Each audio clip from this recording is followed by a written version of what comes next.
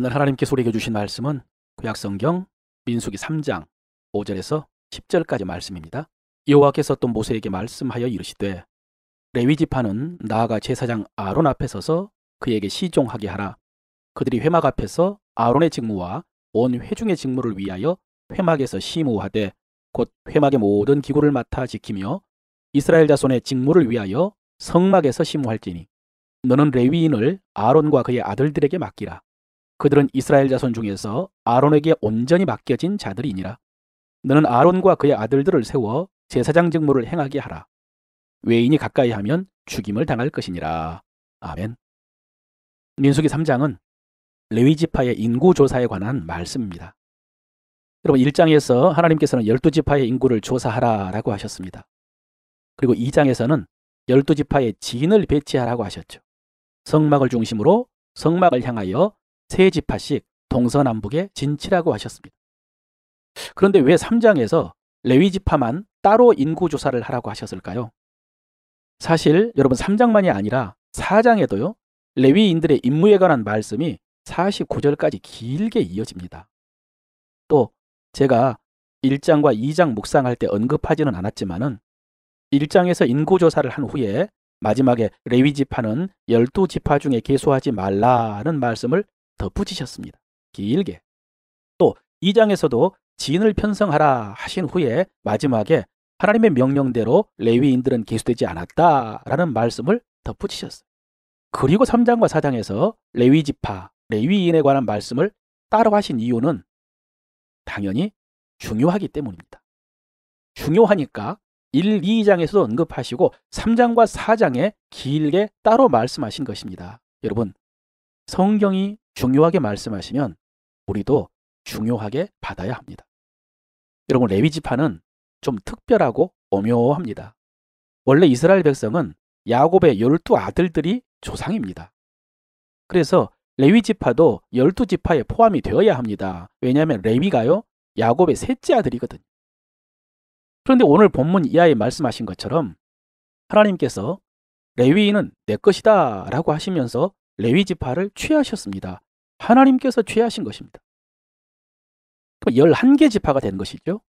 대신 창세기 48장에 보면은 야곱이 요셉의 아들들인 에브라임과 므낫세를 자기 아들로 삼습니다. 그리고 그들에게 자기 유산을 물려줍니다. 그래서 12지파에 요셉 1명 대신에 요셉의 아들 둘이 에브라임과 므낫세가 포함되어 가지고 우리가 아는 12지파가 된 것입니다. 그런데 이 레위 지파가 오묘하다고 하는 것은 모세와 아론이 레위 지파인데 하나님께서는 아론을 제사장으로 삼으시고요. 그리고 나머지 레위 지파는 제사장을 섬기는 레위인으로 삼으셨기 때문입니다. 그래서 아론과 그의 아들들 후손들은 대대로 제사장의 역할을 감당하고 나머지 레위 지파는 대대로 성전에서 제사장을 돕는 일을 감당하라고 하셨습니다. 오늘 6절에 보면요. 레위 지파는 나아가 제사장 아론 앞에 서서 그에게 시종하게 하라라고 하셨고요. 또 9절에 보면은 너는 레위인을 아론과 그의 아들들에게 맡기라. 그들은 이스라엘 자손 중에서 아론에게 온전히 맡겨진 자들이니라 그랬습니다. 여러분, 이 관계를 아시겠습니까? 그래서 제가 레위 지파가 오묘하다고 한 것입니다. 사실은 애매하다는 표현이 더 맞을 수 있겠습니다. 얼마 전까지 같은 지파예요. 같은 집안이고 친척이었는데 하루아침에 아론은 대제사장이 되고 그의 아들들은 제사장이 되고요. 그리고 나머지 모든 레위 지파 사람들은 제사장을 수종드는 일을 하라고 하니까 여러분 마음이 어땠을까요? 애매했을 것 같습니다. 그래서 나중에 민수기 16장에 가면은 레위 지파의 증손인 고라가 반역을 일으킵니다. 제사장 수종드는 일을 못하겠다고. 자기들도 제사장 일을 하겠다고 반란을 일으켰습니다. 그런데 여러분, 인간적인 생각으로 이렇게 부당하고 억울하고 서운할 수도 있는 레위인의 일이요. 사실은 너무나 귀하고 중요한 일이었습니다. 성전에서 제사장과 백성을 돕는 일은 너무 귀한 일이었습니다. 6절에 레위 지파는 제사장 아론 앞에 서서 그에게 시종하게 하라라고 하셨는데요. 시종. 여러분, 이 시종이 천국에서 천사가 하나님을 섬기는 것을 시종이라고 그랬어요. 그 천사가 하나님의 뜻을 수행하는 것을 시종이라고 그랬어요. 또 아론이 예복을 입고 성소에 들어가서 하나님을 섬기는 것도 시종이라고 했습니다. 무슨 말씀이냐면 궁극적으로 레위 지파가 아론 앞에 서서 시종하는 것은 하나님을 섬기는 것이었다는 것이죠. 아론을 섬기는 것이 아니라 하나님을 섬기는 것이었습니다. 귀한 일이죠. 그런데 고라는 이것을 알지를 못하고 아론과 제사장의 종처럼 생각을 하고 그 거룩한 사명을 하찮게 여기고 그래서 제대로 감당하지 못한 것입니다. 하지만 이런 고라와는 달리 나중에 그의 후손들은 레위인으로서 성전에서 하나님을 섬기는 것이 얼마나 귀한 일인지를 깨닫고 우리가 잘 아는 이런 고백을 하죠. 만군의 여호와여, 주의 장막이 어찌 그리 사랑스러운지. 주의 궁정에서의 한 날이 다른 곳에서의 첫날보다 나은즉 악인의 장막에 사는 것보다 내 하나님 성전 문지기로 있는 것이 좋사오리.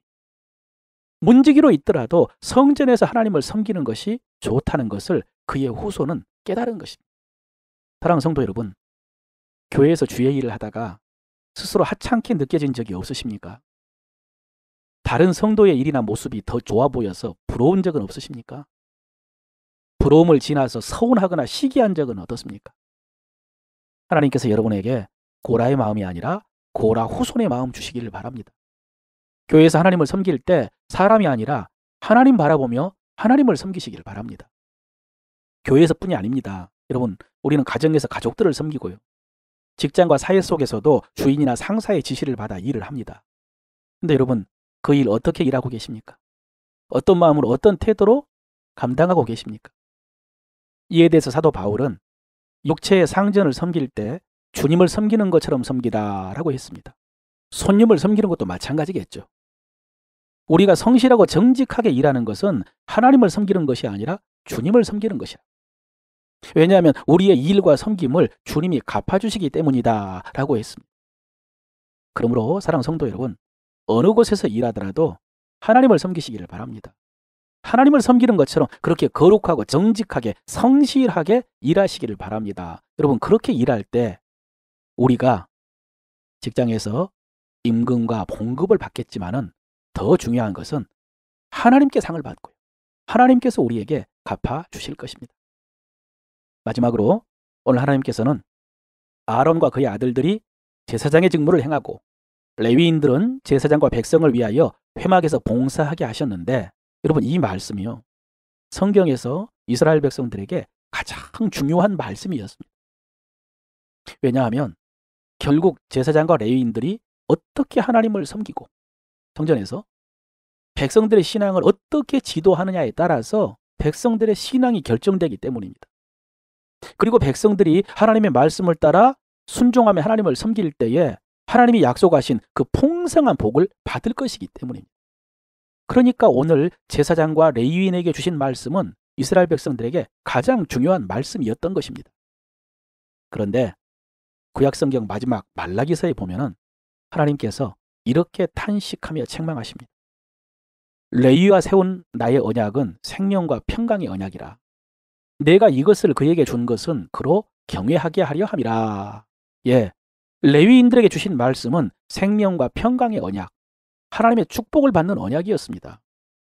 이 언약에서 하나님께서는 먼저 하나님을 경외하라 라고 하셨습니다.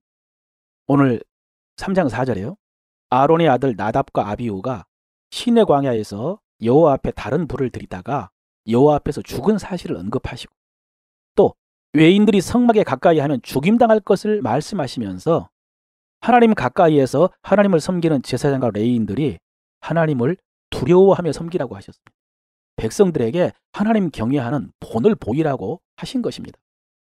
또 그들의 입에 진리의 말씀을 주셔서 백성들이 그들을 통해서 하나님의 말씀을 듣고 그래서 죄에서 떠나고 하나님을 바르게 섬기도록 하셨습니다. 하나님께서 제사장과 레위인들에게 하나님의 법을, 하나님의 말씀을 주신 것입니다. 그런데 그들이 그 말씀을 제대로 전하지 못했다고 책망하신 것입니다. 제사장의 입술은 지식을 지켜야 하겠고 사람들은 그의 입에서 율법을 구하게 되어야 할 것이니 제사장은 만군의 여호와의 사자가 됨이거늘 너희는 옳은 길에서 떠나 많은 사람을 율법에 거스르게 하는도다. 너희가 레위의 언약을 깨뜨렸느니라. 너희가 내 길을 지키지 아니하고 율법을 행할 때 사람에게 치우치게 하였으므로 나도 너희로 하여금 모든 백성 앞에서 멸시와 천대를 당하게 하였느니라. 여러분, 오늘날에도 하나님께서는 목회자를 세워서 성도들의 신앙을 지도하게 하십니다. 먼저 하나님 경외하며 섬기는 본을 보이게 하시고, 또 그들의 입에 하나님의 말씀을 주셔서 하나님의 백성들이 하나님의 음성을 듣고 하나님의 뜻을 알게 하십니다.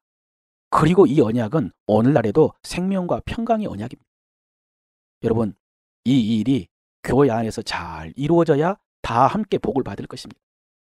사랑하는 성도 여러분, 우리 교회에 하나님을 경외함과 순전한 하나님의 말씀이 가득하도록 기도해 주시기를 바랍니다. 그래서 생명과 평강의 복이 풍성하게 이루어지도록 기도해 주시기를 바랍니다.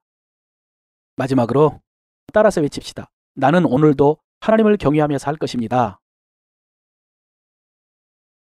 나는 오늘도 하나님을 섬기듯 사람들을 섬길 것입니다.